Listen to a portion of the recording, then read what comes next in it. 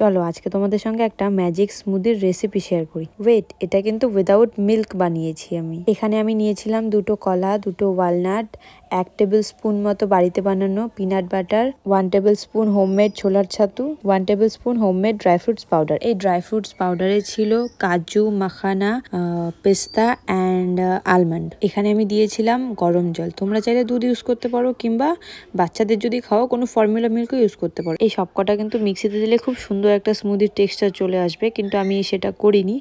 আমি বানানাটা ফোর্ক দিয়ে ম্যাশ করে নিয়েছিলাম আর ওয়ালনাটটা গ্রেট করে নিয়েছিলাম, আর তারপর গরম জল দিয়ে জাস্ট এটাকে স্পুন দিয়ে একটু ভালো করে নেড়ে চেড়ে স্মুদির টেক্সচারটা নিয়ে এসেছি। এটা মিক্সিতে দিলে আরেকটু ভালো স্মুথ হতো, কিন্তু সেটা আমি করিনি। তোমরা চাইলে এখানে ড্রাই ফ্রুটস কিংবা অন্য কোনো ফ্রুটস এগুলো অ্যাড করতেই পারো। এই স্মুদিটা কিন্তু সত্যি ম্যাজিকের মতোই কাজ করে। পাপা যখন মাঝে মধ্যে কোনো কিছুই খেতে চায় না, তখন আমি এই ম্যাজিক স্মুদিগুলো ওকে বানিয়ে দিই। আর হ্যাঁ, আমি কিন্তু এখানে 1 চামচ ঘিও অ্যাড করেছিলাম। ঘিটাও কিন্তু হোমমেড। এবার এটাকে ভালো করে নেড়ে চেড়ে মিশিয়ে নিলে আমাদের স্মুদি রেডি। এসো তোমাদের সঙ্গে এই স্মুদির রিভিউ শেয়ার করি। এটা আমি কালকে পাপাকে দিয়েছিলাম ডিনারে।